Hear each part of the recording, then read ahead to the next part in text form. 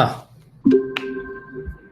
bueno, vamos a seguir de largo directamente con tal vez uno de los temas que más llaman la atención de redes sociales, si bien no es necesariamente el más wow, pero tiene algunos laburos sobre el que no hay tampoco tanto, como que lo mainstream es muy evidente, pero hay otros laburos hechos que están muy buenos, que está bueno también recalcar, aparte de lo medio de lo evidente que es detección de comunidades. Así que, bueno, hoy vamos a ver un poquito todo este tipo de temas. Obviamente detectar algunos distintos métodos que tenemos para calcular comunidades, también lo que se llama clustering espectral, y después la misma lógica pero sobre motifs, y también con comunidades superpuestas, que es algo que también puede estar bastante bueno.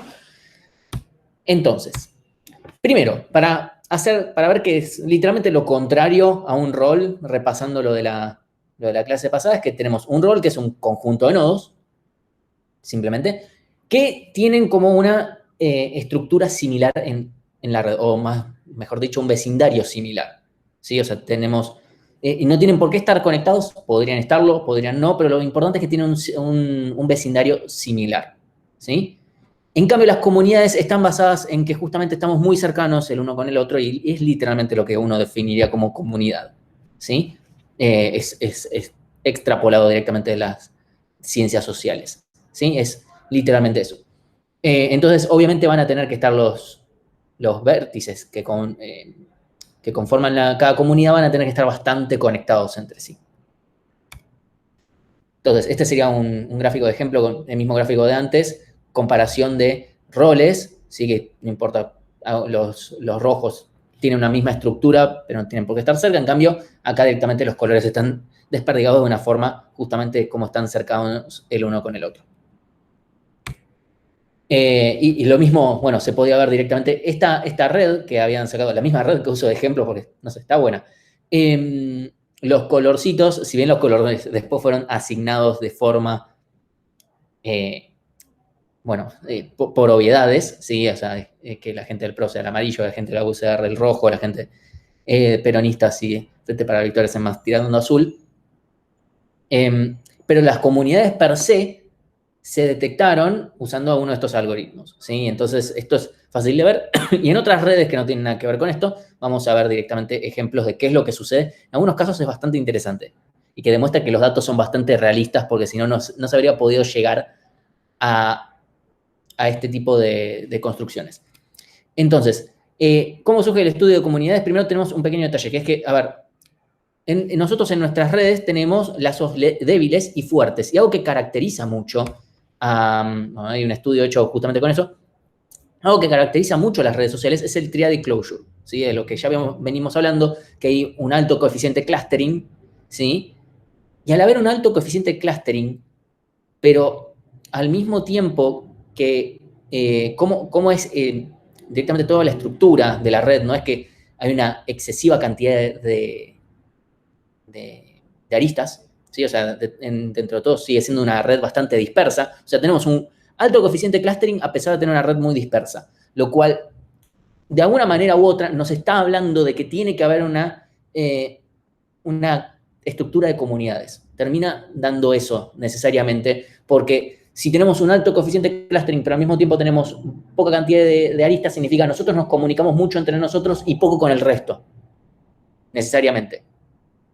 Porque si no, si nos comunicábamos mucho con el resto y tuviéramos alto coeficiente clustering, significaría también que la red tendría muchas más aristas de las que tiene. Cuando en general no es, obviamente no es un árbol, pero es muy, muy disperso. Entonces, bueno, obviamente acá vamos a tener y se va a distinguir automáticamente el tema de los lazos fuertes y los débiles, y en parte es algo que ya vimos, que está relacionado con Triad Closure. Entonces, por un lado, dentro de las comunidades vamos a tener lazos fuertes y en intracomunidades vamos a tener en general lazos débiles, y eso se ve también, si recordamos, bueno, en su momento la formulita que en realidad termina siendo una distancia de Jaccard, la fortaleza en una arista está dado teniendo en cuenta la cantidad de vecinos en comunes que tienen. ¿Sí? Si tienen muchos vecinos en común, esa fortaleza es más grande, Y en realidad eso va a tender a que sean partes de la misma comunidad. En cambio, si es muy débil, significa que tienen pocos vecinos en común, es poco probable que formen parte de la misma comunidad. Esto se podría hacer como un primer esquema. Obtenemos las fortalezas entre aristas y con eso definimos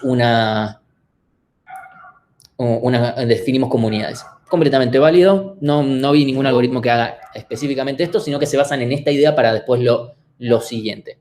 ¿Sí? Pero eso sería algo como para decir, bueno, contrastemos esto que es tan simple, la idea madre, o contra todo lo demás, ¿cuál es la diferencia? ¿Sí? Entonces, como definición de una comunidad es básicamente un conjunto de vértices en los cuales estamos muy unidos entre nosotros, pero poco unidos hacia el resto. No estoy diciendo que no estén unidos hacia el resto, pero que sean pocas las aristas. ¿Sí? O sea, literalmente como sea acá. Si bien obviamente este gráfico está convenientemente dibujado, en general las redes se terminan viendo muchas veces así. Incluso, no la tengo ahora a mano, pero la diapositiva donde estaba la primera clase, donde vimos la comunidad de FIUA, lo que se había llegado a lograr, se veía una cosa de este estilo. ¿Sí? Y se ve en un montón de otros lugares. ¿Sí? Por suerte los graficadores de grafos en general tienen formas para considerar el tema de las comunidades para justamente graficar. Así que nada, Gephi lo tiene. Es un software bastante robusto para el, no sé, no sacan versiones desde hace años, pero anda bastante bien. Hasta una cierta cantidad de nodos, si exceden una cierta cantidad de nodos ya se vuelve inmanejable y consume la memoria y se tilda y muere. Entonces, vamos a empezar a ver distintas formas para obtener comunidades, especialmente los primeros algoritmos, hasta que lleguemos a algo un poco más avanzado, que no necesariamente es lo mejor, pero está bueno también de ver. Una forma muy simple, aplicamos For-Fulkerson, ¿sí? Antes de que alguien me diga nada, no aplico For-Fulkerson sobre esta red de este grafo no dirigido, que sé que no funciona tan así. Podemos aplicar algunas diferencias o podemos aplicar más o menos el concepto, no sé. Se aplican modificaciones o bien asignarle sentidos a las aristas, definir una fuente, un sumidero. Bueno, esto fue lo que le aplicaron a la red esa que es bastante famosa de karate, el club de karate de Sakari.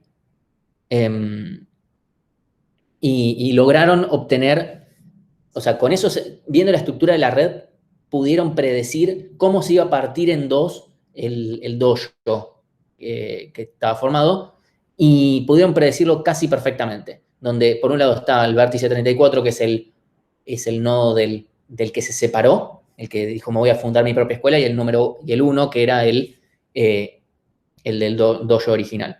Y lograron partir casi perfectamente, solamente este nodo, el famoso nodo 9, que quedó de un lado, pero en realidad estaba de otro. Sí, o sea, en realidad era parte del nuevo dojo, pero quedó en el corte, quedó acá. Que está bastante bien. ¿Sí? Entonces, esto es una buena idea porque literalmente lo que genera For-Fulkerson, además del flujo máximo, es el corte mínimo. Entonces, y esto en realidad, este concepto de buscar el corte mínimo, o sea, la mínima cantidad de aristas que necesitamos para separar un conjunto de otro, en realidad está bastante acertado con lo que queremos lograr, porque si dijimos que una comunidad es, ok, muchos conectándome entre nosotros, pocos hacia afuera, si logramos conseguir, bueno, cuál es el mínimo que tengo que cortar, ya está, lo logramos, ¿sí? De vuelta, no es tan trivial, tenemos algunos pequeños detalles que ahora vamos a revisar, ¿sí? Entonces, esto es útil para detectar si se puede partir en comunidades. Esto es algo que se puede llegar a hacer una validación, pero bueno, tiene ese problema grande de que tarda mucho. O sea, ya lo sabemos, For-Fulkerson demora bastante, o de E por B cuadrado, o E cuadrado por B. No me acuerdo, creo que es E por B cuadrado. En cualquier caso, tarda un montón, ¿sí?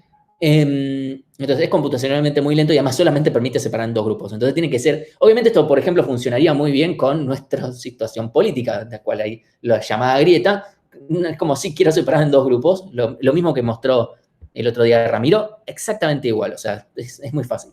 El tema es que solamente nos da ese blanco-negro, estoy de un lado, estoy del otro, fin de la historia, ¿sí? Entonces, bueno, Y tiene ese problema de que ser computacionalmente lento. La ventaja es que ya lo tenemos, o sea, ya lo conocemos y ya está, y no hay nada nuevo que aprender al respecto. Y en algunos casos puede llegar a dar muy buenos resultados. Después, otro algoritmo muy sencillo se llama Label Propagation, que es literalmente por cada vértice y le asignamos primero una etiqueta que sea, no sé, su propio identificador, ¿sí? Como vértice A tiene etiqueta A, el B tiene B, C tiene C, o 1, 2, 3, como sea. Les ponemos algún orden al azar, no es muy importante cuál, e iteramos siempre en ese mismo orden. Lo que hacemos es fijarnos, bueno, para este vértice, de todos sus adyacentes, bueno, ¿cuál es la etiqueta que más se repite? Y bueno, en el caso de que haya muchas que tengan la misma frecuencia, que obviamente eso al principio va a pasar, elegimos, no sé, la mínima o la máxima. Da lo mismo. ¿Sí? De esa manera vamos a hacer que los vecinos entre sí converjan rápido a ese vértice en particular. ¿Sí? Entonces, de vuelta, vamos a basarnos en la frecuencia. De esa manera, la idea es, ok, nos basamos en que tenemos muchas aristas entre nosotros, que estamos en la misma comunidad, y pocas hacia afuera. Entonces vamos a tender a tener las nuestras. ¿Sí? Entonces, si no se llegó a la convergencia o a la cantidad de iteraciones, o sea, bueno, seguimos aplicando. El algoritmo es muy sencillo de hacer. A veces se lo pedimos a la gente en algoritmos 2 porque realmente son 5 líneas, 6 de código y nada más. Entonces, es muy fácil de implementar. El concepto es sencillo, o sea, es fácil de implementar y de entender qué es lo que está pasando, en el sentido de, ok, bueno, o sea, los que estén a mi alrededor, la gran mayoría, si son parte de mi comunidad, entre ellos también se van a ver, entonces van a también tender a tener la misma etiqueta, básicamente. Y también, bueno, en general ejecuta bastante rápido, porque converge bastante rápido. El tema es que no suele tener muy buenos resultados. O sea, a veces le pifia bastante, ¿sí? Y bueno, no permite tener comunidades superpuestas, que esto es algo medio que se va a dar en los próximos algoritmos. Eso significa que no puedo considerar dos comunidades que estén una en conjunto con la otra, pegando una superposición, ¿sí? Como por ejemplo yo, no sé, soy parte de la comunidad de la gente a la que le gusta Boca y además soy parte de la FIUBA. Sí, o sea, esa parte tal vez se la va a perder, me van a asignar a uno o a otro. Que eso no sería tan grave. El problema es que a veces, de vuelta, por esta convergencia depende cómo termine dando, si está muy conectado el grafo. Por ejemplo, en el caso de Marvel, directamente daba que todos los vértices están en la misma comunidad. También porque es un grafo muy particular con un coeficiente de clustering altísimo. ¿Sí? Ese es un caso muy raro. Pero termina dando, a veces da buenos resultados y realmente cuesta nada implementarlo. Así que sirve muy bien como baseline, porque no necesito implementarme wow, porque ahora vamos a ver otro algoritmo que es un tanto más complejo de implementar, mucho mejor, pero claramente yo no me implementaría eso de baseline. Así como vimos en las clases pasadas que si yo quiero ponerme modelos nulos, en general mis modelos nulos van a tener unas ciertas características sencillas de implementar, porque si no es un quilombo. Así que bueno, vamos a pasar a ver un algoritmo un poco más en serio, que es el algoritmo 3, que es modularidad, ¿sí? Que es en general lo que se termina usando en la gran mayoría de los casos. Que primero vamos a definir qué miércoles significa modularidad, ¿sí? Que es una medida más que nada para decir, ok, esta red está realmente particionada en estas comunidades. ¿Sí? Realmente hay una probabilidad realmente muy alta de que estas comunidades estén bien. Entonces, lo que hacemos es, básicamente, tenemos... esta S debería ser minúscula. Perdón ahí, después lo corrijo. Un segundito, marco esto. Estas S de acá... ¿Vale? Estas S de acá deberían ser minúsculas. Entonces, lo que decimos es que la modularidad es aproximadamente, ¿sí? Porque hay una forma exacta de calcularla, pero la verdad es que no vale la pena, pero es aproximadamente ver cada subconjunto dentro de esta partición. O sea, yo tengo a S como una conjunto, básicamente. Son las distintas particiones que yo puedo generar para la red y que yo digo, estas son mis comunidades. O sea, tengo un primer conjuntito que es en los vértices 1, 2, 3, el otro que tengo 4, 5, 6, 7 y así. ¿Sí? Entonces, me fijo, para cada subconjunto, o sea, para cada partición que yo definí, me fijo cuántas aristas hay dentro, ¿sí? de esa misma, perdón, de esa misma, no me sale, dentro de esa misma partición dentro de la comunidad, dentro del grafo real, y cuántas se esperaban en el modelo nulo. O sea, yo voy y agarro y me fijo, bueno, ¿cuántos espero yo que haya? ¿Sí? Obviamente todo depende del modelo nulo que haya. Ahora vemos un segundito qué vamos a tomar como modelo nulo, porque no voy a agarrar cualquiera, sino que uno que me sea útil para que las cosas salgan lindas, muy fáciles. ¿Sí? Entonces, lo que voy a tomar como modelo nulo es un configuration model, que era ese que teníamos los spokes y definíamos, ok, este vértice va a tener tres adyacentes. Y después vemos contra quién lo unimos. Y después colapsábamos. Acá vamos a hacer eso, pero no vamos a colapsar, o sea, vamos a permitir que esto sea un multigrafo, o sea, que haya más de una arista de un vértice a otro. Esto es más que nada para definir que la cantidad de aristas esperadas entre un vértice y el otro, si el grafo es no dirigido, sea la multiplicación de ambos grados, si K sub I es el grado de I y K sub J el grado de J, es directamente la multiplicación de sus dos grados dividido dos veces la cantidad de aristas. ¿Sí? Porque es literalmente, es más o menos la cantidad que vamos a esperar que hayan de aristas entre esos dos vértices o caminos. ¿Sí? Si el grafo fuera dirigido, tendríamos que usar bueno, podríamos considerar el grado de salida de uno y el grado de entrada del otro, y además no tendremos que considerar el 2. O sea, tendremos que sumar las dos cosas. O sea, tomando entrada uno y salida del otro y al revés. Entonces, con esto podemos definir esta belleza de la naturaleza matemática, que es que podemos definir que la modularidad del grafo, dada esta partición S, dada este conjunto de subconjuntos de vértices, vale esto de acá, que es lo mismo que esto de acá, donde delta sub IJ es si existe o no una arista entre I y J, básicamente. ¿Sí? Entonces vemos todos directamente, perdón, si son el mismo conjunto. Estos sí son el mismo conjunto y obviamente si esto da 0 o 1 dependiendo de si hay o no hay arista. O el peso, tal vez, inclusive. ¿Sí? Entonces, básicamente, esa es la idea. Y nos va a decir, ¿qué miércoles hago yo con esta fórmula, no? Tranqui, no vamos a trabajar con esta fórmula, vamos a trabajar con otra que es más fea.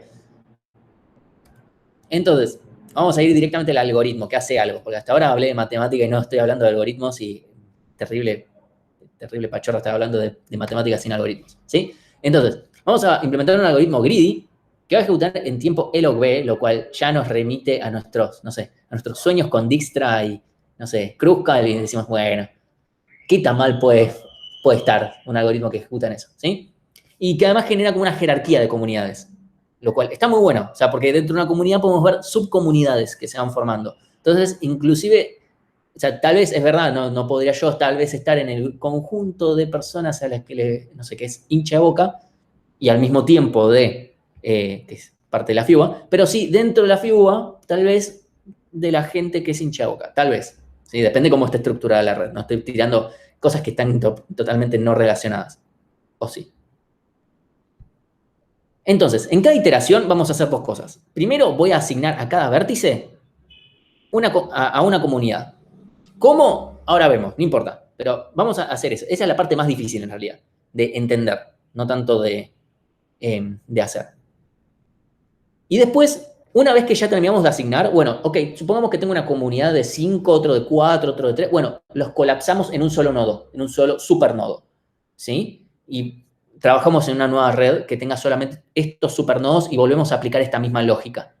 ¿Sí? Y eso lo aplicamos varias veces. Lo cual hace que el algoritmo termine yendo cada vez más rápido. ¿Sí? Esa es la idea, básicamente, del algoritmo. Donde, obviamente, esta es la parte más fácil de entender qué es lo que estoy haciendo. Esta es la parte más como, ok, ¿cómo voy a asignar? Y va a haber un poco de prueba y error. ¿Sí? O sea, básicamente este es el proceso. No lo voy a explicar mucho ahora porque después esto vamos a retomar este mismo ejemplo para ver cómo es que sucede de esto a esto y de esto a esto. ¿sí? Pero básicamente la idea simplemente es, yo voy a asignar, de alguna manera, cada vértice a alguna comunidad y después cuando ya la definí, colapso, ¿sí? Y ya está. Ahora vemos por qué este grafo tiene esta forma y no tiene otra. ¿Sí? Hasta acá estamos bien, más allá de que obviamente el algoritmo no es, todavía no dije mucho del algoritmo, ¿no? Sí. ¿Estamos? Ok. Una pregunta. Sí, Lo, una de las pri- lo primero que haces, o una de las primeras cosas que haces es definir cuántas comunidades esperás tener, ¿no? no necesariamente. En general, no, lo define solo el algoritmo, porque eventualmente va a llegar a un punto en el cual no le va a convenir, por ejemplo acá, no le va a convenir colapsar de vuelta los vértices, porque no le termina conviniendo. Entonces va a parar. Ok, Entonces, entonces eso depende del algoritmo, no depende de algo que hagas vos. exactamente. Después podemos nosotros tunear el algoritmo para que corten a un punto o algo por el estilo, Ah, pero ok. en realidad no, lo define solo el algoritmo. Esa es la diferencia con el, bueno, lo último que voy a ver, que en realidad ya varios lo deben conocer, que es Camins, que ahí sí tenemos que definir nosotros, y ese es un problema, porque definir cuántas comunidades quiero que hayan, estoy yo forzando algo que tal vez no es la realidad. Sí, sí, sí, está bien. Que eso va a ser prueba y error de, ok, bueno, ¿qué pasa si pongo dos? ¿Qué pasa si pongo tres? ¿Qué pasa si pongo cuatro? Es como, bueno, y a ver qué me convence más. Acá el algoritmo lo hace solo. Después, bueno, nos puede no convencer los resultados, ¿no? Pero Sí, bueno, esto es, por ahora lo vamos a dejar en manos del algoritmo, que por ahora parece que colapsa completamente, pero no, después termina parando. Voy a mostrar después ejemplos. ¿Por qué se movió esto? Ok, punto número uno. O sea, esta es la receta un poco más larga de qué es lo que voy a hacer. Inicialmente voy a poner a cada vértice en su propia comunidad, o sea, solito, yo estoy en mi propia comunidad, no estoy con nadie más, ¿sí? Así empieza cada vértice. Y entonces después para cada vértice ahí lo que vamos a decir, bueno, che, ¿qué pasa cuánta modularidad gano si yo me voy a la comunidad del vértice J? Sí, obviamente que sean adyacentes, no tiene mucho sentido que me vaya o sea, podría agarrar uno de otra parte de la red. Poco probable que tenga sentido. ¿Se puede hacer? Sí. ¿Tiene sentido? Poco. Creo que porque esto haría que el algoritmo se haga más costoso si viéramos contra cualquier otro vértice de la red. Tiene poco sentido porque si yo estoy en la misma comunidad que otro, tenemos que tener un camino bastante corto y, o sea, terminaríamos teniendo que de todas formas llegar a esa comunidad.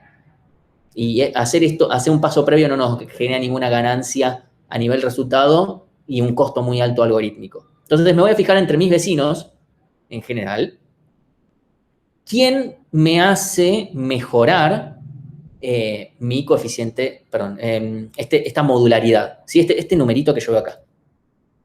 ¿Sí? ¿Qué mejora esto? Que uno dice, ¿qué miércoles voy a hacer? No importa, todavía, ahora después vemos qué matemática realmente voy a terminar aplicando, que no es mucho más linda, pero no necesito entenderlo demasiado tampoco.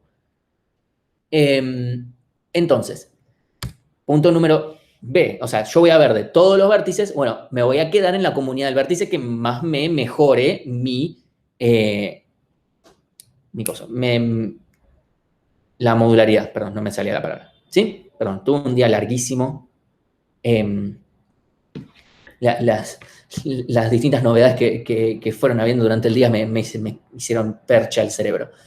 Entonces, vamos a meter al vértice I en el que mejore su situación. Ojo que esto, en esta misma iteración, porque eso lo voy a hacer para cada vértice I. El tema es que después pude haber movido al vértice J a otra comunidad también. Y entonces, al I en realidad tal vez conviene moverlo también junto con J. Entonces, eso lo vamos a repetir. Entonces, yo voy a volver a aplicar esto, volver a empezar, o sea, hay un for dentro de otro for, hasta que ningún vértice en esta situación quiera cambiar de comunidad, porque no le conviene. Me conviene más quedarme donde yo estoy, ya sea solo, ya sea en la comunidad de otro, lo que fuere, pero me conviene más quedarme yo solo, perdón, yo en la comunidad actual que moverme. Cuando nadie cambie, significa que listo, ya está, convergió. Esto no lo puedo hacer por una X cantidad de iteraciones, porque esto realmente no conviene. Salvo que note alguna problemática, pero eventualmente todos tienen que quedarse, listo, ok, ya estoy con todos los vértices con los que me conviene quedarme, ¿sí? Con aquellos que me mejoren la modularidad, que es una cuentita que ahora vamos a ver. Entonces, Cuando ya terminé de hacer bueno, que para cada, mientras no converja, para cada vértice, o sea, ese básicamente un while y adentro tengo un for y fin de la historia, mientras no logre esa convergencia aplicándose sobre todos los vértices, bueno, sigo haciendo. Cuando termine, reemplazo todos los que estén dentro de una misma comunidad por un supernodo. ¿Sí? Esto por cada comunidad que haya. Obviamente, si hay uno que quedó solo, ese supernodo va a ser de ese solo vértice y está todo bien con eso. ¿Sí? Eso van a ser los nodos de este nuevo grafo. Las aristas del nuevo grafo van a ser una arista, si por lo menos había de los nodos anteriores, había por lo menos alguna arista que los una. Medio lógico, ¿no? O sea, si, por ejemplo, voy a dar el ejemplo acá. ¿Sí? Por ejemplo, entre estos dos, entre uno verde y uno azul, quedó, entonces voy a poner una arista. Entonces, y el peso, ¿sí?, que va a tener, va a estar determinado por cuántas aristas hay de uno al otro. ¿Sí? Y para el caso de o sea, también vamos a ponerle bucles a este grafo para representar a las aristas que entran, o sea, que están adentro de la comunidad. ¿Sí? Y vamos a contar los dos extremos y grafos no dirigidos, porque eso va a mostrar más todavía, che, esto está más unido, porque obviamente hacia afuera no es lo mismo. Entonces, bueno, y volvemos al punto 1 hasta que nada cambie directamente, ¿sí? Porque no nos conviene, porque de repente decimos, che, a ningún nodo le conviene irse a otra comunidad más que quedarse solos. Cuando a nadie le conviene unirse significa listo, ya está. No. Significa estos son todas comunidades separadas. Y bueno, después podemos ir de eso al grafo original, pero ya nos generó toda una jerarquía, lo cual está buenísimo, porque no solamente tenemos esta red, sino que podríamos llegar a usar las jerarquías que generamos. No necesariamente todo es lo más conveniente, pero podríamos ya hacerlo incluso para, no sé, le hago un zoom in a una comunidad y tengo más información. O, che, en realidad yo quería ver 5 comunidades en vez de 4, entonces, no sé, puedo decomponer alguna. Eso ya, ¿qué es lo que uno puede llegar a hacer con eso? Está libre a la imaginación de cada uno. Ahora, ¿cuánto vale esta variación? Bueno, acá creo que puse delta y acá delta. Estaba seguro que habíamos cambiado esta delta. No lo hice. Bueno, el cambio por meter a un vértice en una comunidad C, ¿sí?, cuesta esto, ¿sí? ¿Cómo se llega a esto? Hay una explicación muy, muy buena y detallada o sea, si vienen a esta diapositiva específicamente de cosas que están en el Drive, acá directamente está el link donde hay una persona que lo explica con un detalle, o sea, sin escribir 5 carillas, porque sería infumable, pero escribió un párrafo con el cual queda bastante claro qué es. Yo ahora no me lo acuerdo honestamente como para explicárselo yo, pero la verdad es que tampoco vale mucho la pena. Simplemente da esto, donde, bueno, acá tenemos esta sumatoria in, es básicamente la suma de todos los pesos que están entre los nodos en C. Y qué pasa cuando yo agrego, ¿sí?, la suma de los pesos cuando yo agrego a este vértice I. O sea, cuántas aristas hay o cuánto peso hay. ¿Sí? La suma de los pesos es porque recordemos que este grafo se va a volver pesado. Si antes no lo era, se vuelve. Así que vamos a considerar la suma de los pesos que hay entre el nuevo vértice y los demás. ¿Sí? Obviamente vamos a tener que tener en consideración, si esto fuera un grafo dirigido, vamos a tener que considerar ambas idas y vueltas de alguna forma u otra. En general, si bien el algoritmo tiene tal vez más sentido para grafos no dirigidos, pero creo que anda bastante bien para dirigidos también. ¿Sí? Y esto, el dividido 2M, es lo mismo de siempre porque es un grafo no dirigido. Si fuera dirigido hay que considerar dividido M, pero ver los dos casos por separado. Entonces, después lo mismo acá, la suma total es la suma total de los pesos totales de los nodos en C, o sea, no solamente considerando sus aristas internas, sino externas, para ver un poco, bueno, cuál es su fortaleza como comunidad, más el grado del vértice I. Perdón, la suma de los pesos del vértice I nuevo. No solamente hacia los de C, sino hacia todos.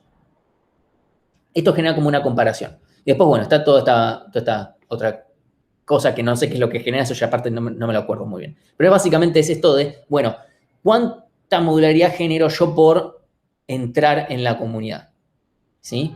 Es esto. No espero que nadie lo entienda realmente mucho, porque la verdad que no vale mucho excesivamente la pena.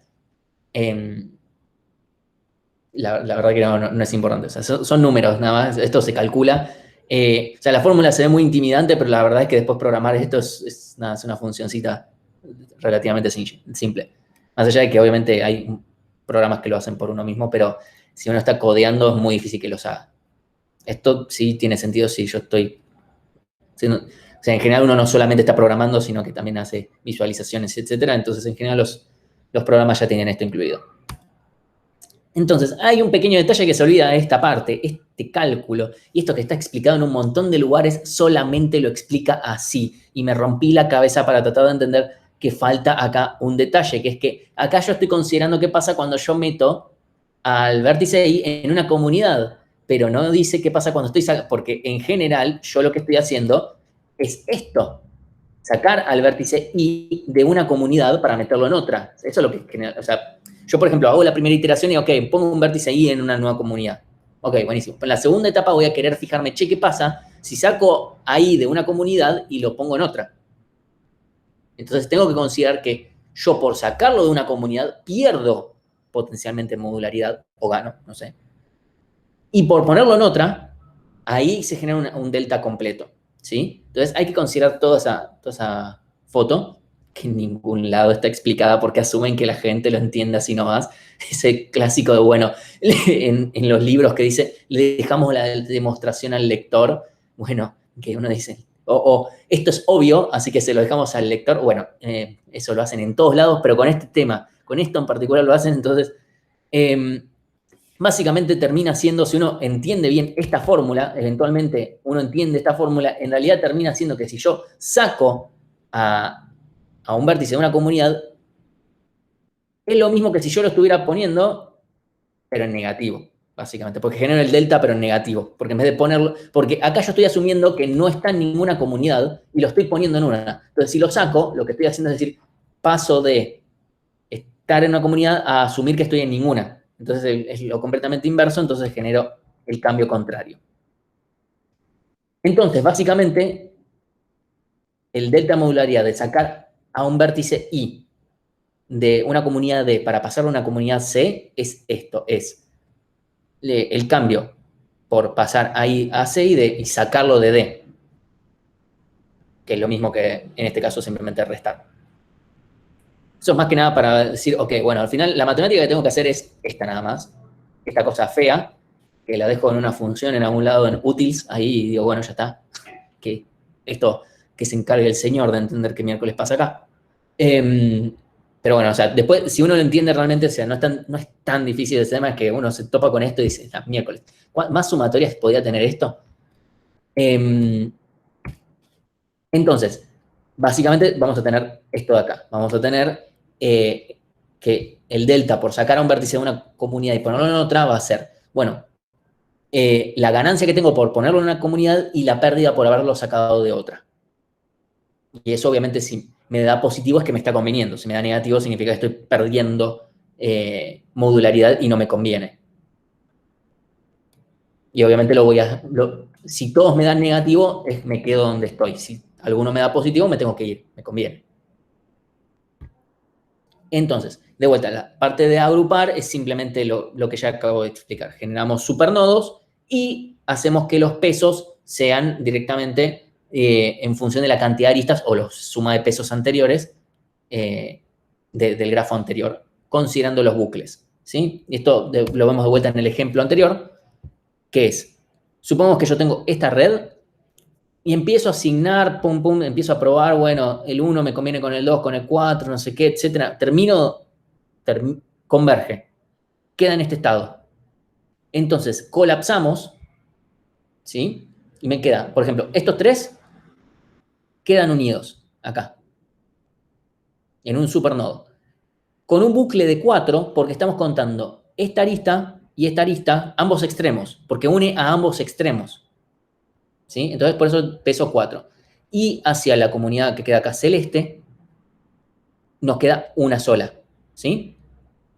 Si estos ya tuvieran pesos de por sí, bueno, también los consideramos con los pesos originales porque eso es lo que vamos a terminar haciendo después. Entonces, lo mismo hacemos acá, ¿sí? Acá, bueno, da 14, creo que si nos ponemos a contar nos va a dar. Acá esto va a dar 2 porque contamos ambos extremos.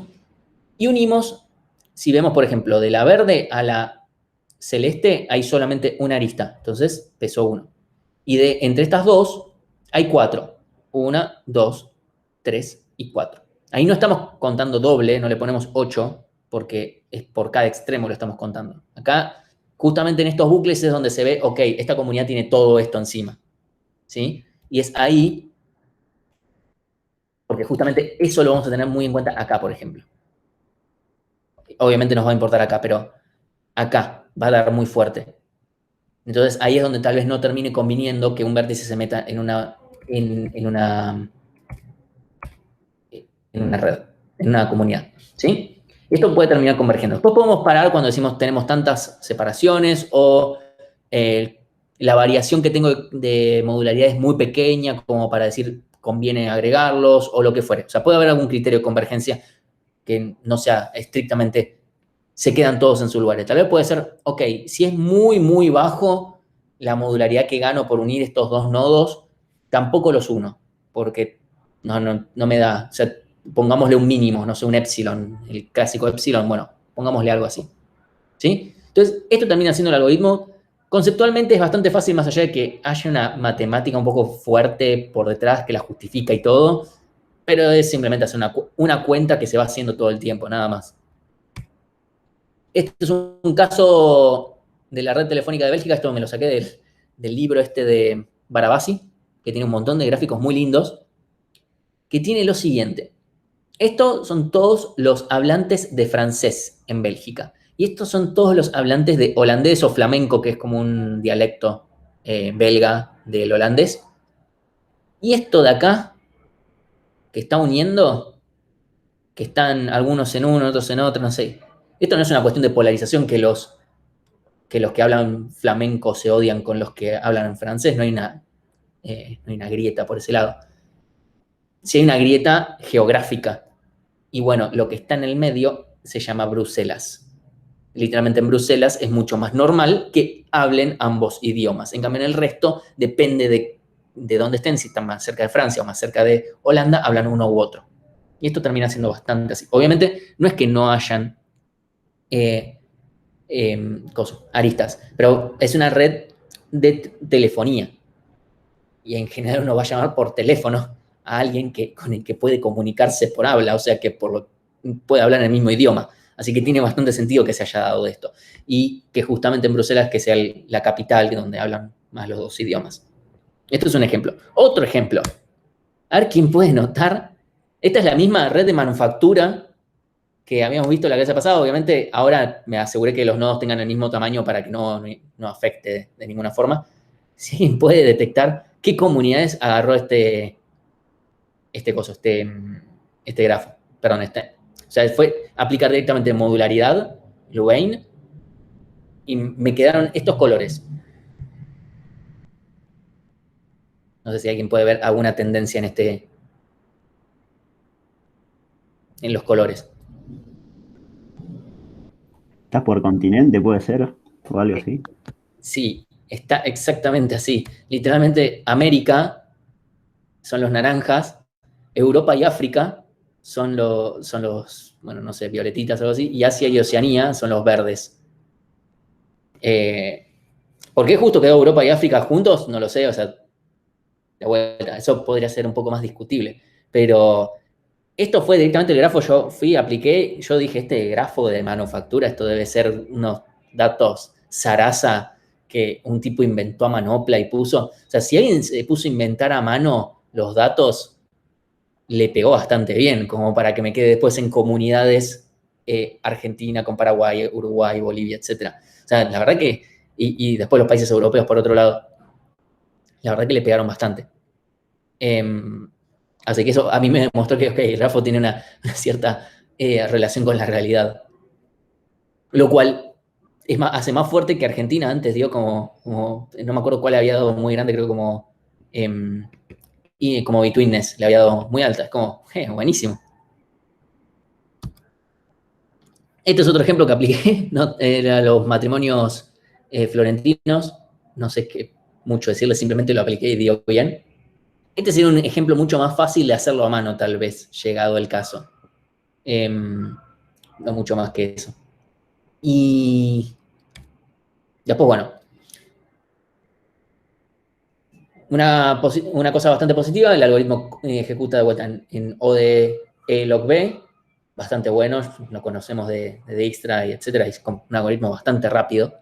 Y esto efectivamente corre, o sea, no es tan rápido como Dijkstra después midiéndolo, pero la complejidad tiene sentido que sea más o menos la misma. Y tiene muy buenos resultados. Por ejemplo, el de este de acá, con Label Propagation dio cualquier cosa. O sea, quedaron dos comunidades muy raras que no tenían mucho sentido. Es obviamente un poco más complejo, pero más que nada complejo. A ver, obviamente no es lo mismo que Label Propagation, que es una boludez. Pero no es tampoco una cosa súper compleja. Más allá de esa cuenta matemática que, bueno, simplemente tengo que ir y codear que se haga esta cuenta, nada más. Después las otras partes no son tan difíciles. Es simplemente, bueno, ¿cuál de todos mis vecinos me conviene agruparme? No me conviene ninguno, listo, me quedo. Y es esa lógica. Pues bueno, no tiene las comunidades superpuestas, que todavía lo sigo pateando, es como, esto sigue sin tener comunidades superpuestas y nada lo tiene, pero tiene esa jerarquía de comunidades, lo cual está buenísimo. Así que bueno, y después el último algoritmo que quiero mencionar, así que simplemente de los algoritmos más clásicos que se usan hoy en día, simplemente k-means, donde elegimos k núcleos y obtenemos los caminos mínimos básicamente hacia todos los demás vértices a cada uno de los núcleos y nos quedamos que cada vértice se une al núcleo más cercano. ¿Sí? Ventajas de esto, o sea, esto es lo mismo que ven en datos, no mucho más vuelta que eso, y es tan simple como lo que estoy diciendo. Obviamente hay que calcular muchos caminos mínimos, es más lento, pero no está tan mal. Es muy sencillo de implementar, se pueden hacer mejoras para que no sea tan lento como puede llegar a serlo, y este podría llegar a permitir, depende cómo yo piense las comunidades, las puedo permitir pensarlas de forma superpuestas, considerando que si dos vértices están a misma distancia de un núcleo y del otro, como que están en ambos. Obviamente es una superposición en la frontera, nada más, pero es una superposición, lo permite, por lo menos. ¿Sí? Y las grandes dos, o sea, si bien es muy simple de pensar y es muy fácil de implementar, incluso, o sea, el algoritmo de Louvain tiene el problema de que codearlo no es tan fácil. Este es muy fácil de codear. El problema es que dependemos un montón de cómo agarramos los vértices al azar para que esto nos dé bien, o básicamente nos dé una buena modularidad, que es el numerito que calculamos antes. ¿Sí? En cambio, y además determinar este K óptimo no es tan sencillo. En general hay que probar medio manopla y ver varias veces. Porque si no... Si el grafo tiene una muy buena estructura de comunidades, en general las va a detectar de una. Si no es en una pasada, va a ser en dos, etc. Pero bueno, tenemos que pegar al K, efectivamente, porque si no nos puede dar que una comunidad muy clara se parte en dos, lo cual no está bueno. ¿Sí? Entonces, por eso pegarle al K es medio prueba y error. No queda mucho. No es que sea tan grave. Cuando yo estoy haciendo un análisis de una red social y hacer un par de pruebas y errores de algo, no es tan grave. Pero bueno, ya ahí también dependemos mucho de las visualizaciones para que nos ayuden a entender qué es lo que está pasando. ¿Hasta acá alguna pregunta con estos últimos dos? ¿No? Me voy a servir un poco de agua mientras porque estoy muriendo.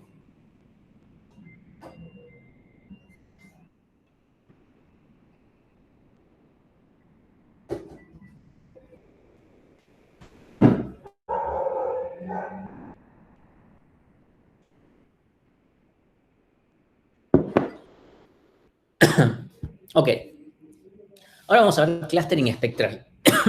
Y como antes vimos cosas espectrales también, como... no me sale. Dios, no me están saliendo las palabras, perdón. Pero bueno, como ya habíamos hecho análisis espectrales para... Ay, déjeme un segundito para que me termine de salir la palabra. Para centralidad, ahí está. La centralidad.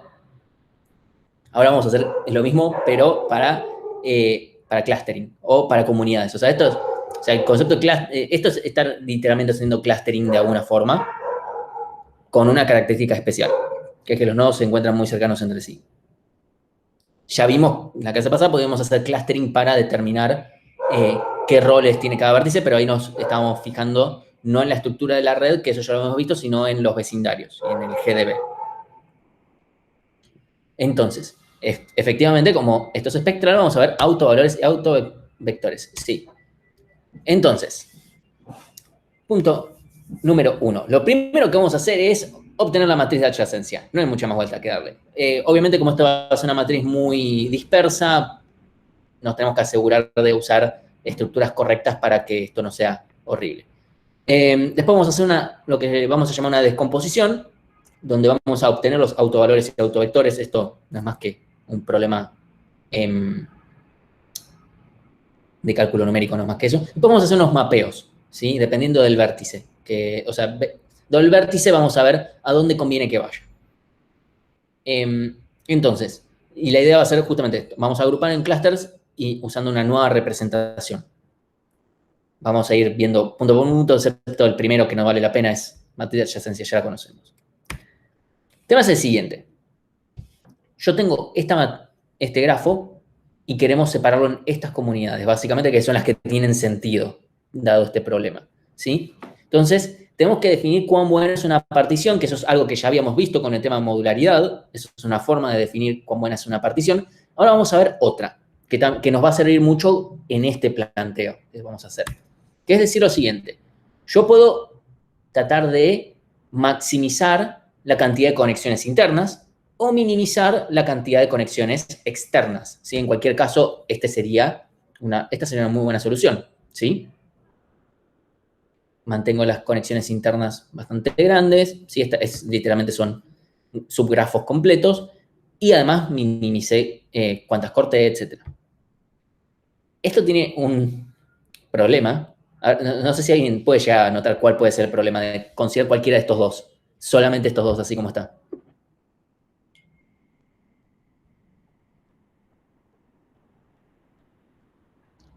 De vuelta, si yo quiero maximizar la cantidad de conexiones internas o minimizar la cantidad de conexiones externas, esto puede generar un problema que es el siguiente. Que yo puedo decir, ok, bueno, este vértice, listo, ya está. Acá minimicé la cantidad de aristas que voy a cortar y reduje, o sea, fíjate cuántas conexiones internas tengo un montón.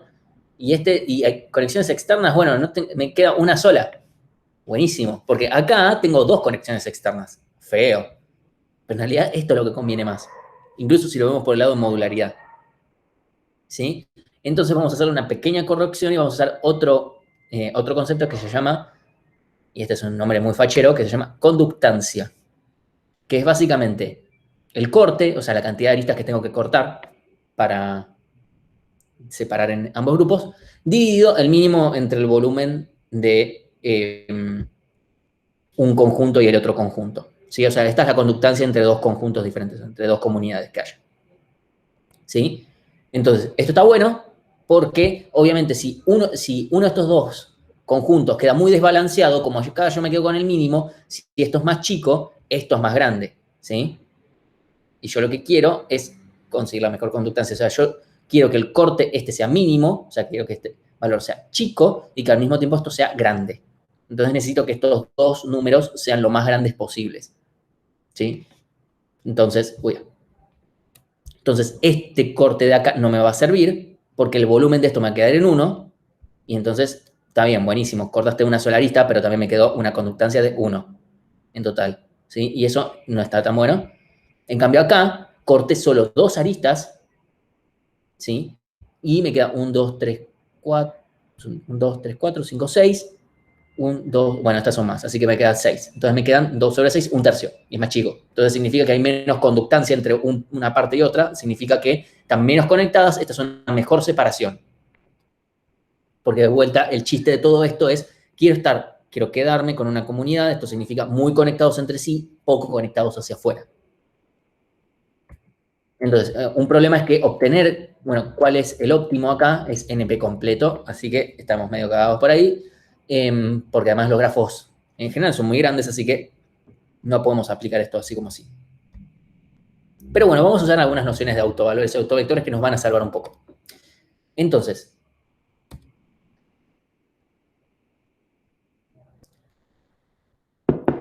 si yo agarro un grafo, obtengo su matriz de adyacencia, una matriz, voy a decir algo muy, muy obvio, ¿no? Y muy tautológico. Una matriz es una matriz. Por ende, puedo hacer operaciones de matriz. ¿Sí? La matriz de adyacencia es una matriz, por ende, puedo hacer operaciones de matrices. ¿Sí? Incluso, además, es una matriz cuadrada. Así que puedo hacer muchas operaciones de matrices bastante pioras. Como ya vimos, ¿sí? Por ejemplo, decir A a la K me da ciertas propiedades que se ven en discreta, que cuántos pasos está, cuántos caminos a K pasos hay entre un vértice y otro. ¿Sí? Entonces, A sub X es básicamente la combinación lineal de qué pasa si le aplico una etiqueta, digamos, o un número a cada uno de los vértices. ¿Sí? Eso es lo que termina siendo. Básicamente, ¿sí? O sea, si yo aplico esto, A sub 1 hasta A sub 1n, etcétera, yo aplico esto, lo que voy a yo fijarme es, literalmente, o sea, aplico esto, y si la matriz de adyacencia es solamente de booleanos, o sea, es unos y ceros nada más, supongamos de momento que es eso, entonces solamente estamos considerando sumar, ¿sí? Las aristas, o sea, con estas etiquetas que estoy aplicando. Digo etiquetas porque estoy tratando de quedarme muy atado a qué es la nomenclatura que usan en los libros, ¿no? Pero los numeritos estos, básicamente lo que hago es sumar cada uno de los numeritos dependiendo, para cada vértice, cuáles son sus adyacentes, ¿sí? Para el I sub I, ¿sí? Bueno, para cada uno de sus adyacentes, que van a estar acá, súmale el numerito que acá corresponda, ¿sí?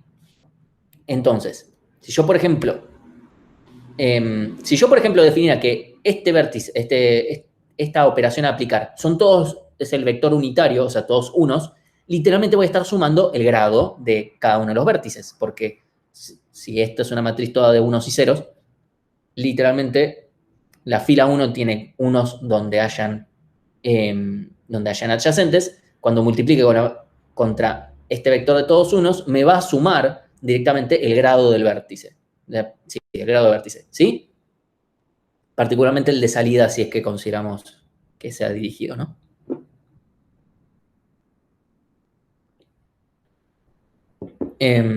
Lo cual está bastante bueno. Si queremos incluso el grado de entrada, solamente tenemos que multiplicar, pero de este lado, a la matriz. Entonces, por ahora nos quedamos con esta idea. Simplemente vamos a hacerle operaciones matemáticas a la matriz de adyacencia. Obviamente de acá se ve decantado que vamos a ver autovalores y autovectores, pero no solamente eso. Vamos a decir cómo son esos autovalores y autovectores. Bueno, acá está el ejemplo. ¿Qué pasa si son todos unos? Va a dar para este I sub I va a dar el grado de cada vértice.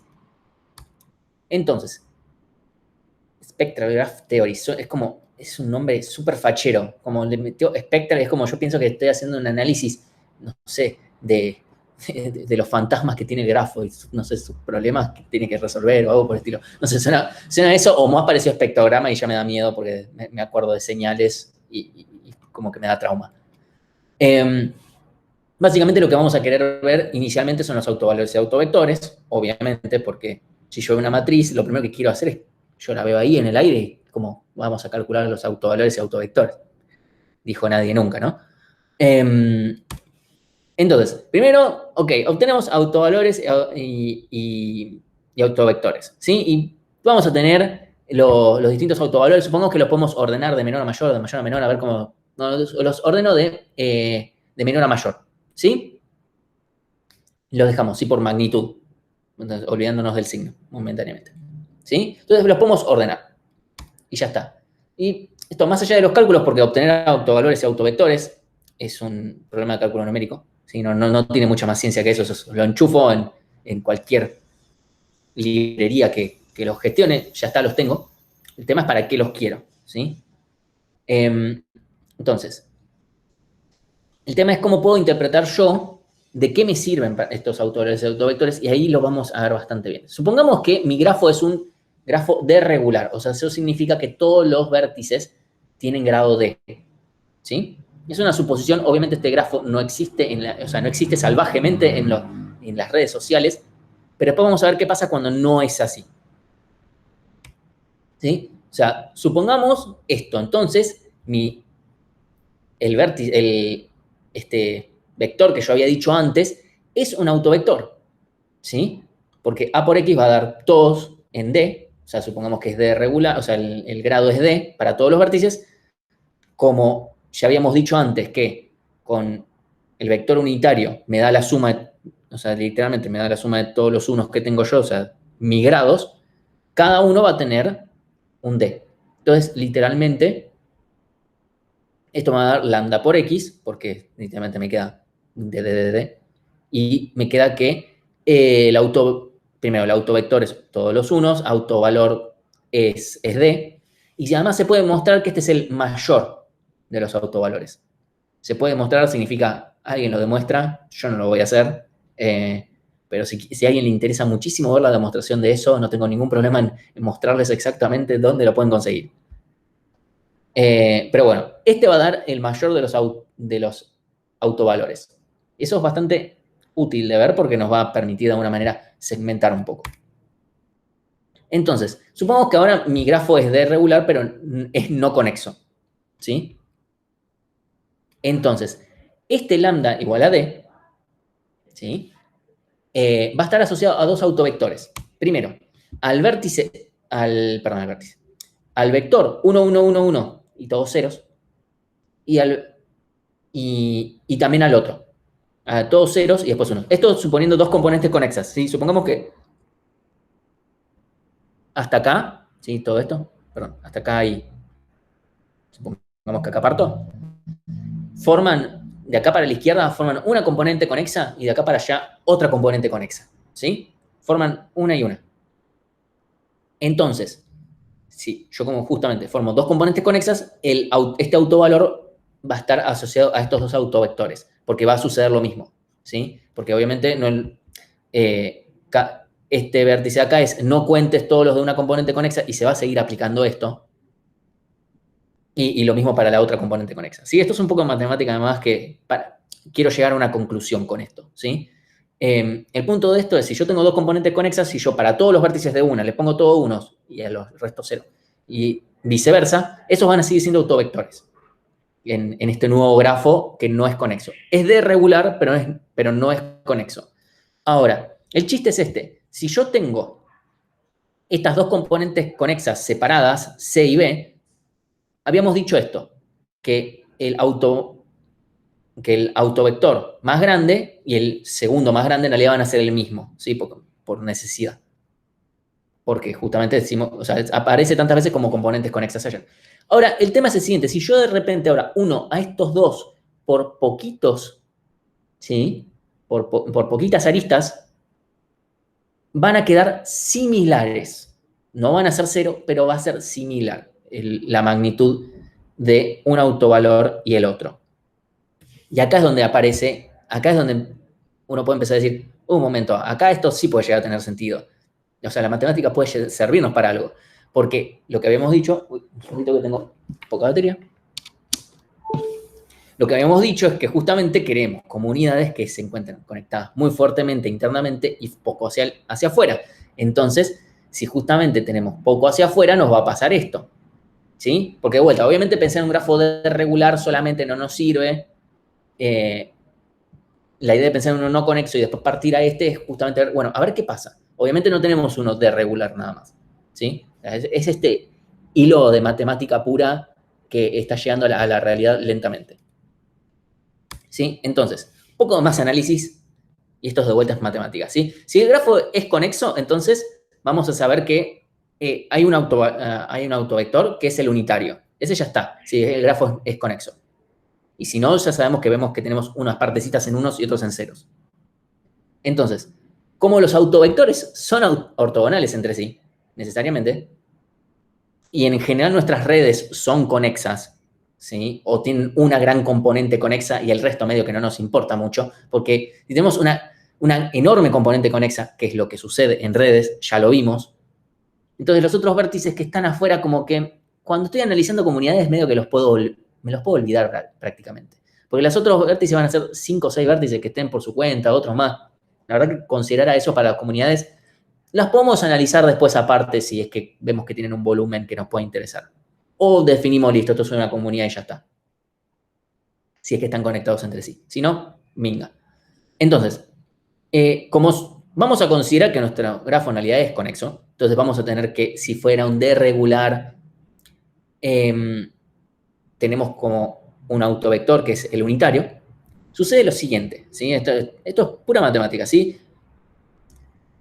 Como los autovectores son ortogonales, tiene que pasar que x sub n, o sea, el autovector unitario multiplicado por el autovector del segundo, ¿sí? Sea igual a 0. Definición de ortogonalidad y autovectores, etc. Eso significa que estoy sumando x sub n sub i por x sub n menos 1 sub i, o sea, los estoy multiplicando y sumando. Ahora, todos estos numeritos son unos, entonces es lo mismo que esto. Lo que me está diciendo esto es que la suma de todos los componentes, de todas las componentes del segundo autovector, están de un lado el negativo y del otro el positivo, pero todos en total se compensan.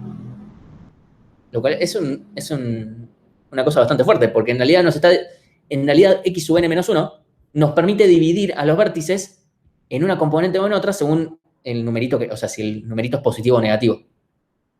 Si, por ejemplo, tengo 5, no sé, tenemos 10 vértices. Los primeros me dan positivos y los segundos me dan negativos, no importa cuán positivos o cuán negativos. Positivos y negativos, directamente puedo dividir a los vértices en una comunidad o en la otra, y ya está, ¿sí? Entonces, esa es la primera intuición, ¿sí? Obviamente, esto no es perfecto en el sentido de, esto tiene esta fuerte condición de que yo estoy pasando acá a acá. O sea, todas las componentes del autovector más grande son unos. Esto nos lo vamos a olvidar a partir de ahora porque hasta acá decimos, ok, hasta acá nos llegó la matemática, ahora vamos a empezar a decir, ok, bueno, a ver si puedo extender un poco más este concepto y si lo puedo usar y me da buenos resultados, ¿sí? Entonces, supongamos que yo tengo esto, ¿sí? Tengo ese mismo grafo de antes, ¿no? Y esta matriz de adyacencia es la equivalente, ¿sí? Obviamente si es no dirigido va a dar simétrica. Si además al ser no dirigido y al ser simétrica los autovalores son reales y los autovectores son reales también, ¿sí? Estas son propiedades de matrices simétricas. No da tan bello en el caso de matrices de grafos dirigidos. Se puede seguir aplicando la misma lógica. Desconozco si dan tan buenos resultados, la verdad. No hice pruebas con eso. Pero, o sea, todos los lugares se menciona que esto da bastante bien. Entonces, lo que vamos a poner es una matriz, la que vamos a llamar la matriz diagonal, que es básicamente una matriz diagonal, o sea, esto, que tenga el grado de cada vértice en la diagonal. Sí, es eso. Fíjense que 1 tiene 3, que 5 tiene 3, ¿sí? Que 6, por ejemplo, tiene 2.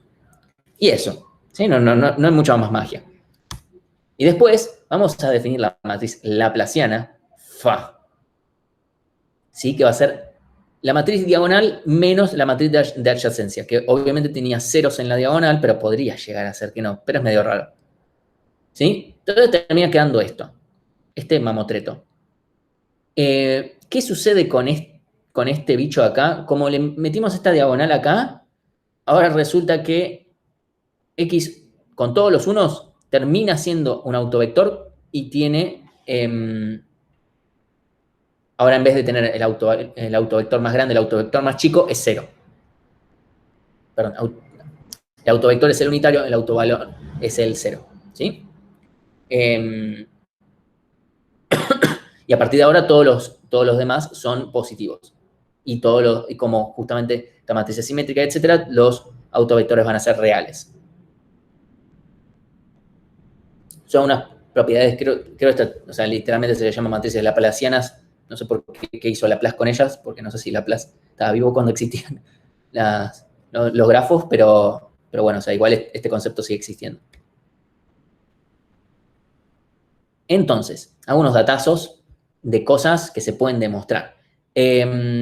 Sucede que el segundo autovalor más grande es el mínimo en el que su autovector termine, o sea, el que haga mínima esta cuenta, ¿sí? O sea, que x traspuesto por m por x dividido la norma sea mínimo, ¿sí?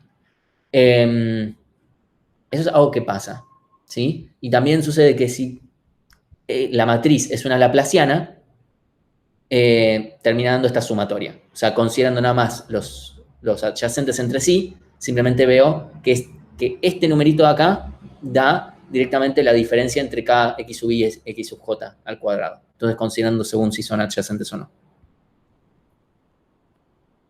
Ok, sí, acá de vuelta apareció mucha matemática. ¿Para qué miércoles apareció tanta matemática, Martín? No lo sé. Entonces, si yo tengo W1, es el vector unitario, de vuelta, esta parte se simplifica. ¿Sí? Eso significa que el segundo autovalor más grande, perdón, el segundo autovalor más chico en este caso, porque ahora lo doy vuelta, perdón.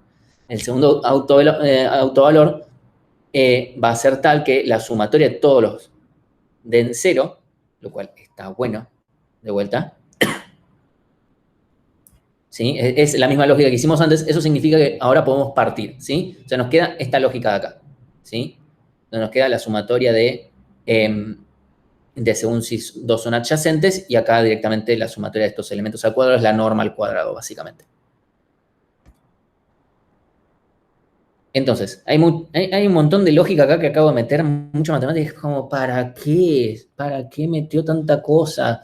¿Por qué no va directamente a los algoritmos? Bueno, ahora vamos de a poco. Sí, bánquenme 5 segundos más y ya vamos a llegar a algo, ¿sí? Entonces, el chiste es este. Vamos a buscar minimizar la cantidad de aristas con esto, que conecten a un lado positivo con a un lado negativo. Eso es lo que va a terminar haciendo esta lógica, ¿sí? Básicamente. Entonces, ¿sí? Un segundito, perdón. Ay.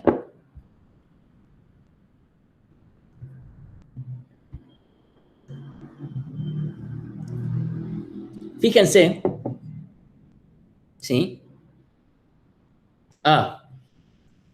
Yo lo que quiero es que hayan pocas aristas que crucen de un lado y del otro, ¿sí? Yo quiero minimizar eso, porque cuanto más positivo me haga, más grande se va a hacer esta parte de acá, ¿sí? Entonces, obviamente voy a querer que la gran mayoría de estos elementos se encuentren en la misma componente para entonces xy menos xj me dé 0. Esa es esencialmente la idea. Yo quiero que haya la menor cantidad de aristas que me conecten de un lado y del otro, del lado positivo o del lado negativo, ¿sí? Porque si hay muchas aristas, esto de acá no va a dar 0.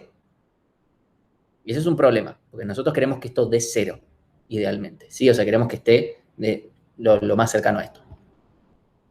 Entonces, si queremos si justamente este autovector logra, ¿sí?, que haya la menor cantidad de aristas de un lado y del otro para lograr esta lógica de acá, y que sea mínimo, entonces nos está hablando de una separación por comunidades, literalmente. Porque si diera cualquier cosa, o sea, no importa en qué comunidad estoy, no nos diría nada. Pero justamente como queremos cortar el 0 la menor cantidad de veces posibles, necesariamente tienen que haber pocas aristas. O sea, esta separación que genera, o sea, obviamente yo estoy diciendo que estos vértices tienen que ser parte de una comunidad, porque justamente entre ellos van a tener muchas aristas en común.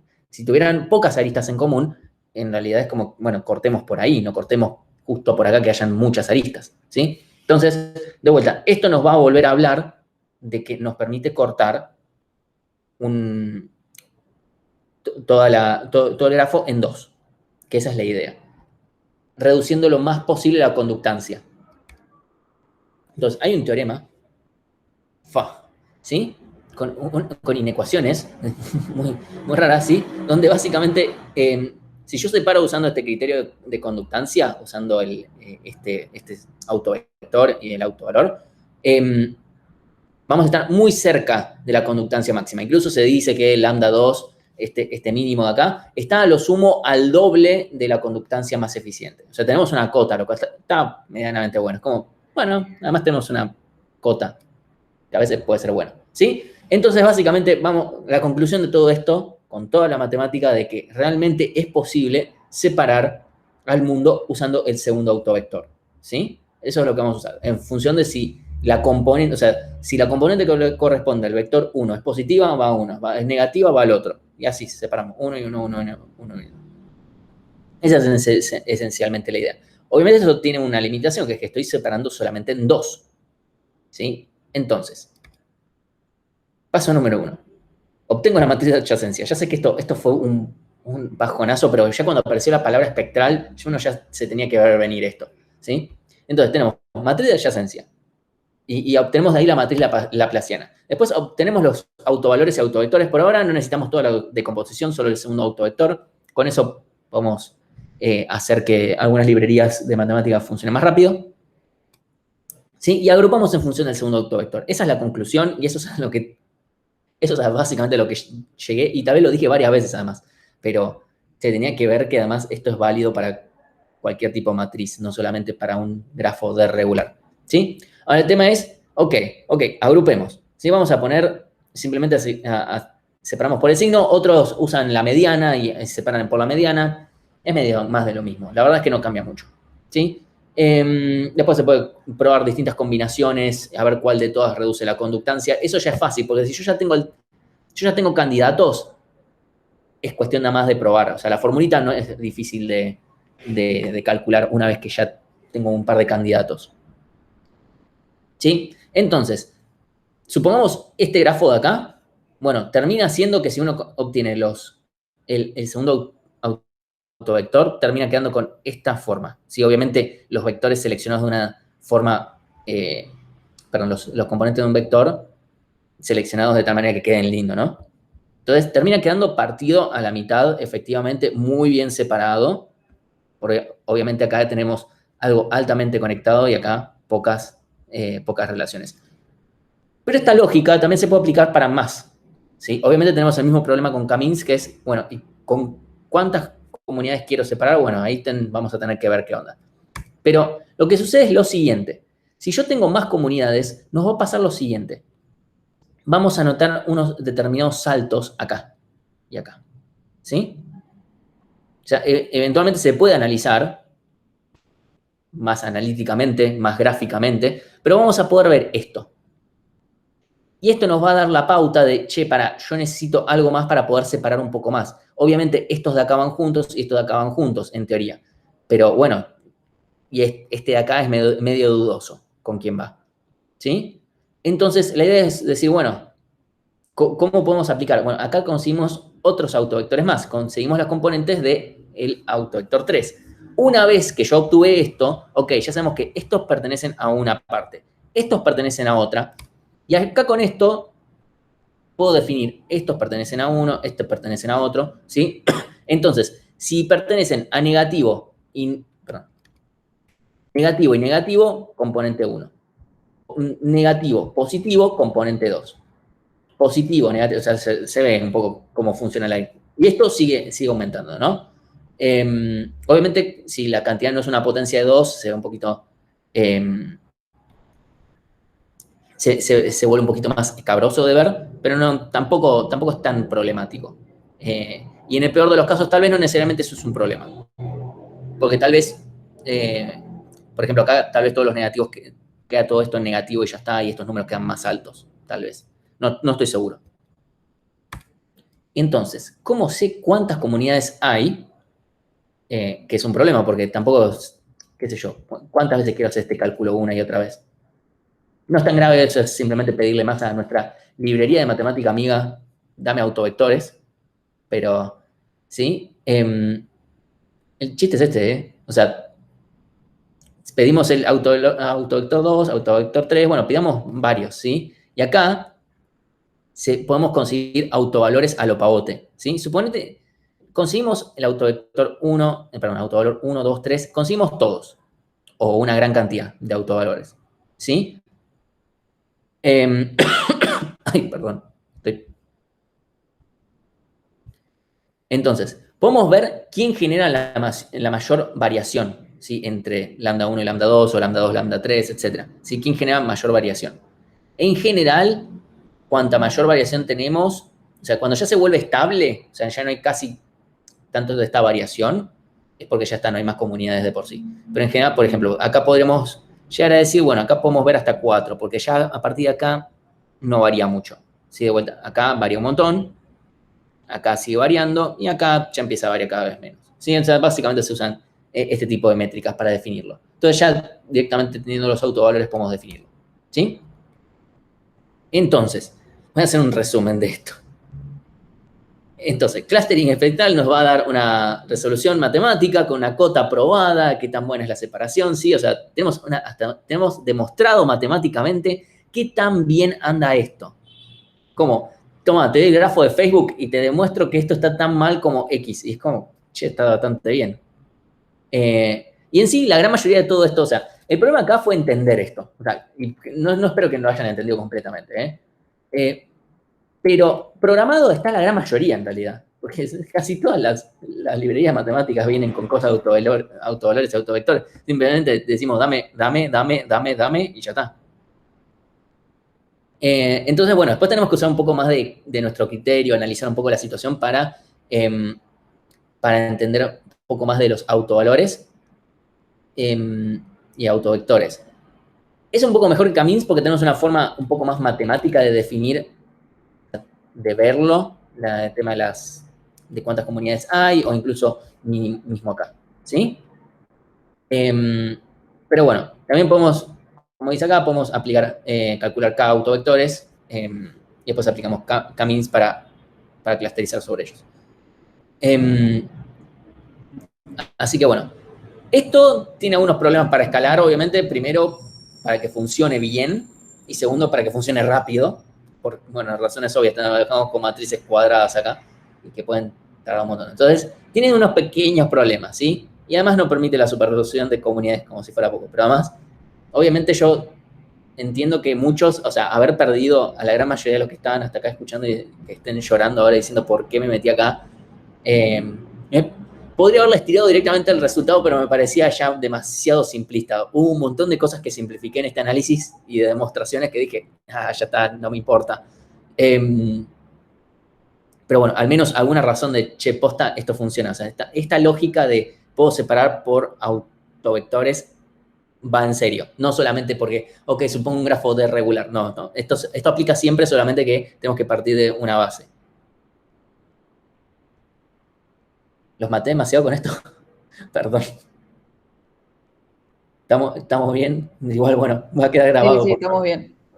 Ok. Lo bueno es que Sí, queda grabado. Las grandes ventajas de este cuatrimestre virtual. Ok. Clustering espectral ahora por motif, porque si no podemos hacerlo más complicado, nada, mentira, sí podemos hacerlo más complicado. Vamos a agregar a clustering espectral y autovectores, vamos a agregarle motifs para poder, porque bueno, ya no podemos hacerlo más complicado. Igual os juro que esto es mucho más chiquito.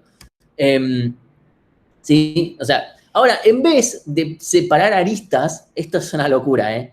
Yo, ahora, en vez de querer hacer separaciones de aristas, yo quiero poder agrupar directamente por motifs, ¿sí? ¿Ven? O sea, en vez de decir, ok, estos son vértices que están muy asemejados entre sí, sino, fíjense que acá yo tengo una comunidad de vértices que tienen unos ciertos motifs en particular, ¿sí? O sea, tienen vértices que le entran, por ejemplo, y otros que se comunican entre sí, ¿sí? Entonces, por un lado tenemos esta red, pero además tenemos estos otros vértices que tienen otro tipo de motifs. Y queremos también aplicar esa lógica. No voy a entrar demasiado en detalle con esto, según recuerdo, pero mi memoria puede estar mal. Pero bueno, la idea básicamente es, vamos a aplicar una lógica similar. La conductancia, antes habíamos dicho, ok, corto una arista, entonces el número de cortes por arista dividido el volumen de lo que, o sea, el mínimo volumen que me queda de ambos lados. Ahora vamos a hacer lo mismo, pero con motifs. En vez de cortar una arista, que es un motif en particular, es, bueno, por hacer esta separación corté esta cantidad de motifs. Y de vuelta calculo el volumen. Obviamente esto es para un motif en particular. ¿Sí? Entonces, obtengo esto, por ejemplo, yo quiero decir, bueno, ¿cuántos triángulos estoy cortando por esto? Por decir de alguna manera. Y voy a tratar de minimizar esto, en vez. Obviamente es un poco más A ver, es más complicado de contar, de calcular, pero bueno, yo estoy acá mostrando diapositivas, no estoy calculando nada, así que puedo hacer lo que quiera. Entonces, obviamente, si lo otro era NP completo, esto es NP completo más completo todavía, es como NP completo, difícil y con suerte es computable. Entonces, pero bueno, no importa. Podemos usar la misma lógica, pero sobre este grafo modificado, ¿sí? Entonces, usando una pequeña lógica, donde en vez de unir por vértices, pregunto en cuántos motifs está aplicado, ¿sí? O sea, ¿cuántas veces aparece este vértice en distintos motifs? Y aplico más esa lógica, si es una matriz de adyacencia más los motifs en los que aparece en común. Aplicamos lo mismo de antes y ya está. Como copy-paste. Copio, pego y ya está. Y tenemos, copio las diapositivas y ya está. Es lo mismo, ¿sí? Hay un teorema que dice que esto anda bastante bien. No tan... A ver, la cota de antes daba, no me acuerdo, creo que daba la mitad, o sea, en el peor de los casos, la mitad de buena. Este da un poquito peor, pero la verdad que decir que agarrar la misma lógica y simplemente cambiarle un poquito el grafo de la matriz de adyacencia ya da bien, está bastante bueno, porque esto ya es simplemente, ok, apliquemos la misma lógica otra vez. No me puse a jugar con esto lo tengo anotado en mi lista de cosas sobre las que quiero poner ejemplos. Por ejemplo, en el grafo este de diputados puede estar muy bueno. A ver, bueno, ¿qué pasa? A ver, si separo ahora, en vez de pensar en aristas, si pienso, no sé, en triángulos o cosas por el estilo, justamente triángulos que era lo que aparecía un montón de motifs, mucho más, que era muy representativo, probablemente justo eso no me va a cambiar mucho, pero bueno, ¿qué pasa con el segundo motif más representativo? ¿Qué pasa si lo corto a ese? Porque tal vez el otro es que justamente hay un triángulo demasiado fuerte y eso es un problema. ¿Sí? Entonces, es como para jugar un poco más en el análisis a qué llegamos, ¿no? No sé qué conclusiones puedo llegar a sacar yo de esto. Simplemente vi que había un paper al respecto y dije, bueno, metámosle. Vamos a explicar que esta lógica se puede extender todavía más. ¿Sí? Entonces, en vez de trabajar con la matriz de adyacencia, la misma va a ser pesada. Cada arista va a llevar un peso de cuántas veces se involucra en un motif. ¿Sí? Esa es básicamente la idea. O sea, si una arista no aparece en ningún motif, le consideramos peso 0 y entonces es lo mismo que no tener la arista. ¿Sí? Literalmente. ¿Sí? O sea, si una arista no nos está uniendo a ningún motif, o sea, no nos hace parte o de un motif o del motif que nos interesa. O sea, también podemos considerar, bueno, qué motif o cuántos o lo que fuere, ¿sí? No nos limitan en quiero verlo en uno solo, tal vez quiero verlo en varios, como fuere, ¿sí? Entonces, de vuelta, lo mismo es, el nuevo original es no dirigido, porque, bueno, la técnica no funciona del todo bien con grafos dirigidos, ¿sí? O sea, simplemente le sacamos la dirección y ya está.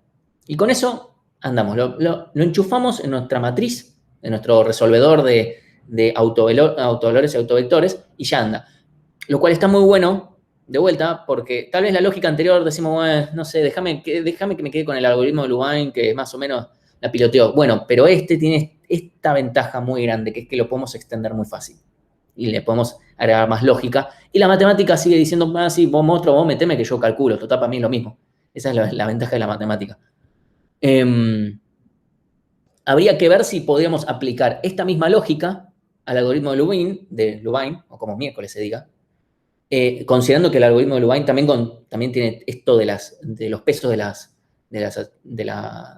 aristas, así que tranquilamente puede funcionar y hasta funciona también incluso con el caso de grafos dirigidos, así que también puede ser que funcione bien, usando este mismo concepto de en vez de, bueno, modificar la matriz, modificamos el grafo, o sea, la lista de adyacencia.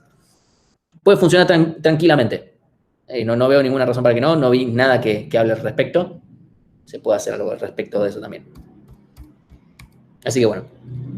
Y esto, simplemente para mencionar, porque hasta ahora vengo diciendo, bueno, y esto no acepta comunidades superpuestas, y esto tampoco, y este apenas. Bueno, vamos a ver uno que sí, nada más. ¿Sí? Entonces, el chiste es este. Por un lado tenemos clustering jerárquico, que lo vimos con el algoritmo de Lubin, o con miércoles se diga, tenemos que averiguar cómo se dice. Ahora, el tema es qué pasa cuando hay algunos nodos, ¿sí? Como nos permite detectar K-means, a veces no es tan chiquitito, que se superponen entre una comunidad y otra, ¿sí? Pueden estar compartidos por más de una en realidad. O sea, este nodo podría estar también compartido por la azul, pongámosle, ¿sí? Tranquilamente. La idea es poder detectarlo de alguna manera y poder decir, bueno, estos nodos tienen alguna particularidad y pertenecen a ambas, no simplemente decir, bueno, ya está, cagate, pertenece a una o pertenece a la otra, decidite, ¿sí? Como, ok, bueno, podemos tener cosas en el medio, ¿sí? Entonces, esto ya tiene unos nombres muy flasheros como click percolation y es, ¿qué miércoles? Ok, decimos que dos vértices van a pertenecer a la misma comunidad si están unidos por algún clique, un K-clique, ¿sí? Directamente. Entonces, por ejemplo acá, fíjense que podemos ver que hay algún K-clique que los une. O sea, este nodo cayó acá, pero al mismo tiempo este pertenece a un clique acá, si uno lo ve, ¿sí? O sea, porque está por lo menos en un K4, por ejemplo. No sé si un K5. Sí, está en un K5 incluso. ¿Sí? Así que este tiene muchas chances. ¿Ok? Está acá, cayó acá, por alguna razón. Pero al mismo tiempo, este pertenece también a un K-clique acá. Tenemos 1, 2, 3, 4. O sea, esto es directamente una estrella así completita. Así que, efectivamente, este nodo tiene que pertenecer a ambas. No es a ver, es algo muy fuerte que estamos diciendo. Pertenece a un clique directamente. Es algo que tiene mucho sentido que diga, ok, si está en una estructura tan fuerte como un clique, todos conectados con todos, evidentemente nos está dando algo, ¿sí? Y tienen que ser adyacentes, ¿sí? Todos estos, sí, acá. Estos no son adyacentes. Esto lo que nos está diciendo es, estos son dos cliques no adyacentes, tres cliques de 3 vértices no adyacentes porque entre estos dos no son adyacentes, ¿sí? Estos dos sí son adyacentes porque, bueno, comparten más de un vértice. O sea, básicamente están conectados, están pegaditos los dos cliques, entonces los consideramos adyacentes. Entonces el chiste es, este nodo yo lo saco, rompo todo al carajo, básicamente, ¿sí? Y es lo que sucede, por ejemplo, en este vértice de acá. También le pasan a estos de acá, pero en este es muy evidente, se ve. ¿Sí? Entonces vamos a usar esencialmente esa idea, ¿sí? O sea, yo obtengo, o sea, sabemos que es un K-click es un subgrafo completo, K-click adyacente son todos conectados salvo dos, ¿sí? Esa es la definición. Eso es un K-clique adyacente. Todos conectados salvo dos vértices. Por ejemplo, en este caso estos dos y estos dos, que forman un relojito de arena. Entonces, K-1 se solapan. Entonces, lo que vamos a hacer, esta idea se llama algoritmo de filtración por cliques, ¿sí? Entonces, tenemos un conjunto de nodos que se conectan a través de una secuencia de K-cliques adyacentes, ¿sí? O sea, por ejemplo, tenemos esto acá, definimos que esto es una comunidad y esto es otra. Este nodo acá, fijémonos que pertenece a uno de 3 y acá a uno de 4. Obviamente vamos a definir una cota mínima, ¿no? Con K igual a 4 nos queda esto directamente, porque este de acá tenemos 1, 2, 3 y 4 y 5. Pues tenemos por acá otros vértices más, ¿sí? Este de acá es un poco más evidente. Entonces, la idea es obtener los cliques más grandes posibles para después poder solaparlos, ¿sí? Y no voy a mencionar mucho más que esto, creo que hasta acá me quedo. Que es, por ejemplo, voy a solapar cliques, ¿sí? Cada clique después lo voy a generar en un supernodo. O sea, voy a obtenerlos. Cada cliques más grandes los voy a transformar en un supernodo y después los unimos los supernodos entre sí, ¿sí? Entonces después, las componentes conexas dentro del grafo con supernodos son comunidades, básicamente. Y con eso lo resolvemos. No tiene tan buenos resultados, pero nos permite esto de las comunidades superpuestas. Entonces, justamente para que nos queden bien balanceadas, o sea, si K es un número muy chico, vamos a tener que la superposición la vamos a dar por cualquier cosa. Si K es muy grande, nos van a quedar muy desbalanceadas las comunidades, además de que va a ser medio impracticable calcular, ¿sí? Así que bueno, hay un par de algoritmos para resolver esto, que es obtener los cliques maximales. No me quiero entrar demasiado en detalle. Si a alguien le interesa, el paper de esto está en el calendario. Un segundito.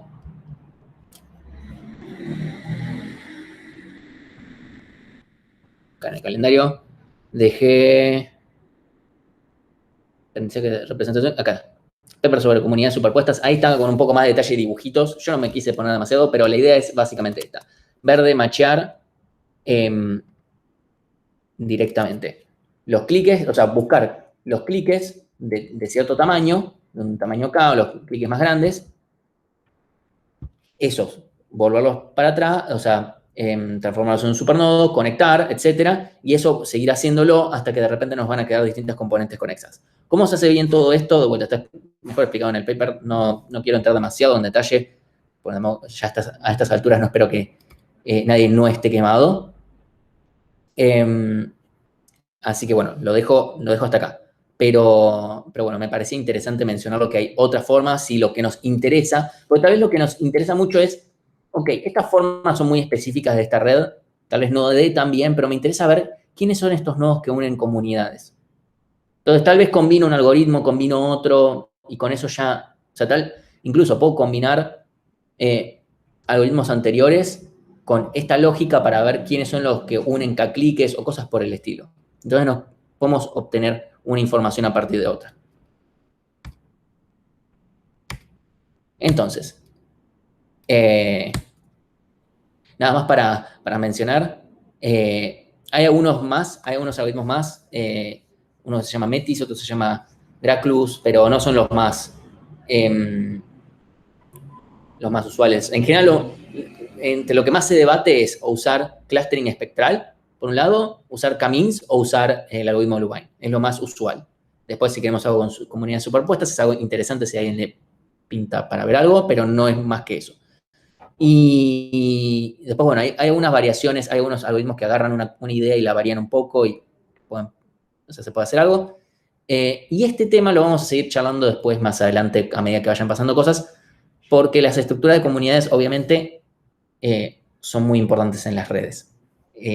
El hecho de que tengamos redes con alto coeficiente clustering, comunidades, etcétera, todo ese tipo de cosas generan propiedades muy, muy útiles en las redes, entre ellas que lo fácil que es transmitir una enfermedad en una red social. Y eso no incluye solamente lo obvio que lo que estamos transitando en estos momentos, sino lo no tan evidente como fake news, que se pueden ver también y lo podemos pensar como una infección. ¿Sí? Así que bueno, sí, hasta acá, corto.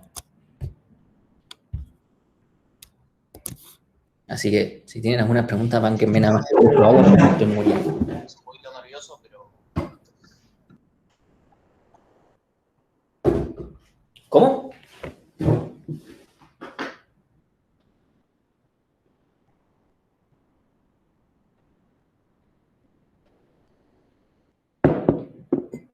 Pensé que habían consultado. Bueno, si no hay preguntas, cortamos acá. La clase que viene es un poco más de juego porque vamos a pasar a hablar sobre, bueno, cómo podríamos aplicar esto para después hacer cosas con Machine Learning. En todo caso, solo la pongo ahora, esa clase, porque hay gente que tal vez podría llegar a querer hacer algo con eso de proyecto y me parecía una picardía dejarlo para muy al final. Y prefiero darlo ahora antes que empiece con cosas de teoría de juegos.